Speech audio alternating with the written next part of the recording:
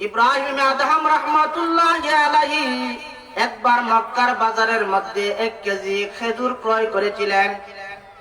ওই খেজুর মাপার সময় একটা খেজুর পাল্লার নিচে পড়ে যায়।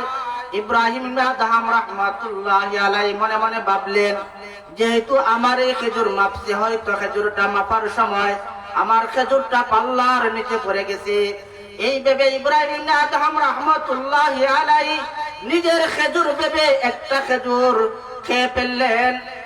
মক্কা থেকে বাইতুল মুকাদ্দাস হযরত ইব্রাহিম আদহাম রাহমাতুল্লাহি আলাইহি রওনা হলেন।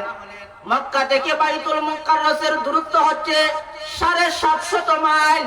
মক্কা থেকে খেজুর ক্রয় করে ইব্রাহিম আদহাম রাহমাতুল্লাহি আলাইহি বাইতুল মুকাদ্দাসের দিকে রওনা দিলেন। প্রায় 1 বছর পরে আয়েশা বাইতুল মুকাদ্দাসের মসজিদের মধ্যে অবস্থান করলেন। এবার মসজিদে অবস্থান করার পরে রাত্র হয়ে গেছে। ইব্রাহিম আদহাম রাহমাতুল্লাহি আলাইহি ওই মসজিদের মধ্যে ইবাদত করতে করতে ঘুমিয়ে পড়লেন। এবার ঘুমের ঘরের মধ্যে স্বপ্ন দেখেন কে যেন আয়েশা বলতেছে, ও ইব্রাহিম আদহাম, একটা খেজুর না হোক ভাবে খাওয়ার কারণে আজকে 1 বছর তোমার অতিবাহিত হয়ে গেছে, কোন ইবাদত বন্দেগী আল্লাহর দরবারে তোমার কবুল হইতেছে না। এই স্বপ্ন যখন ইব্রাহিম আদহাম রাহমাতুল্লাহি আলাইহি দেখলেন, তখন দসমস করে ঘুম থেকে জাগ্রত হলেন।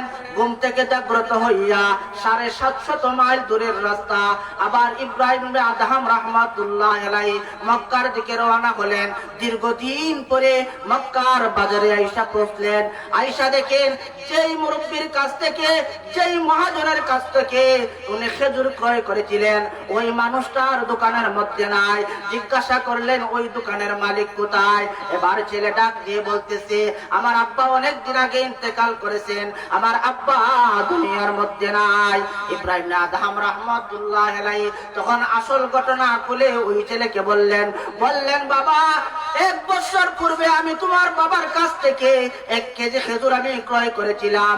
ঘটনাক্রমে একটা খেজুর মাটির মধ্যে পড়ে যায়। আমি আমার খেজুর মনে করি ওই খেজুরটা আমি খেয়ে ফেললাম, কিন্তু 1 বছর আগে আমি রাত্রে স্বপ্নের মাধ্যমে জানতে পারলাম কে যেন আমাকে ডেকে বলতেছে, ও ইব্রাহিম আদহাম, একটা খেজুর না হোক ভাবে না খাওয়ার কারণে আজকে 1 বছর যাবত তোমার ইবাদত বন্দেগী আল্লাহর দরবারে কবুল হইতেছে না। এই জন্য ওই খেজুরের মাপটা দেওয়ার জন্য, ওই খেজুরের কমা নেওয়ার জন্য আমি 750 মাইল পাড়ি দিয়া তোমার বাবার দরবারে চলে আসলাম। সুবহানাল্লাহ, 750 মাইল জায়গা পাড়ি দিয়ে ওই একটা খেজুরের ক্ষমা নেওয়ার জন্য উনি চলে আসছেন।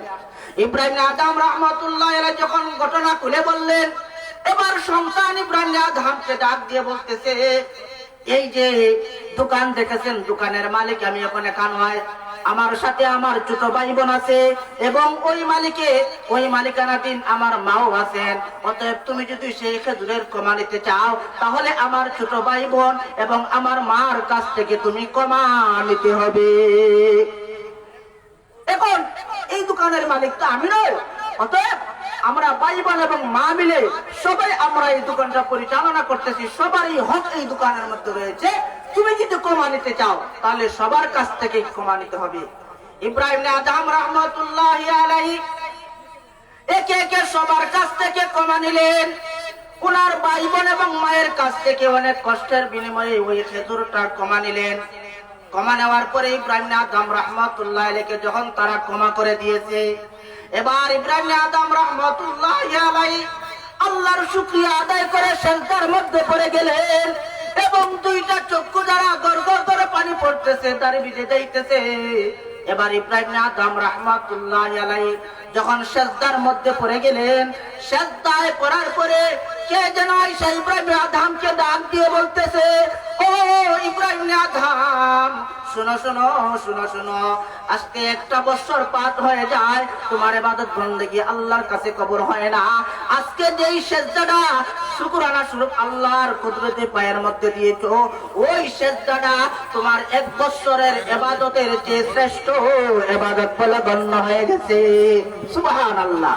তাহলে বোঝা গেল না হোক পাবে মানুষের সম্পদ লুণ্ঠন করে খেলে ওই সমস্ত মানুষ যত বড়ই সে হাজি হয় না কেন, যত বড় গাজী হয় না কেন, যত বড় ইবাদত গুজার হয় না না কেন, কিন্তু তার ইবাদত আল্লাহর কাছে কবুল হবে না।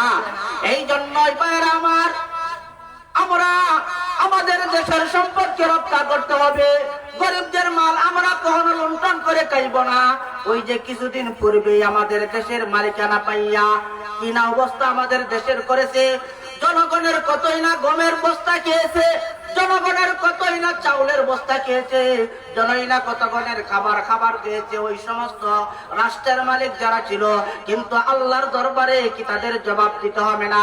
এই সমস্ত হারাম খাইয়া, দেশের সম্পদ খাইয়া, দেশের মানুষের সম্পদ খাইয়া, আর যদি বলো আমি রাত ভরে তাহাজ্জুদের নামাজ আদায় করি, এক ওয়াক্ত নামাজও আমি কাজা করি না, কোরআন তেলাওয়াত বাদ দেই না, এই কথাটা তুমি যদি মুখ দ্বারা দাবি করো, কিন্তু আল্লাহর দরবারে তুমি পার পাইবা না। কারণ নবীজি সাল্লাল্লাহু আলাইহি সাল্লাম হাদিস শরীফের মধ্যে ইরশাদ ফরমান, লা ইয়াদখুলুল জান্নাতা জাসাদুন গুযিয়া বিল হারাম।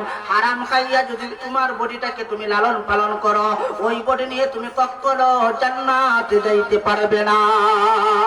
এই জন্য সাবধান, আমাদেরকে সমস্ত পাপাচার থেকে, অন্যায় অবিচার থেকে, লুণ্ঠন থেকে, গরিবের মাল খাওয়া থেকে, দখল করা থেকে আমাদের প্রত্যেককে যেন আল্লাহ পাক রব্বুল আলামিন হেফাজত করেন।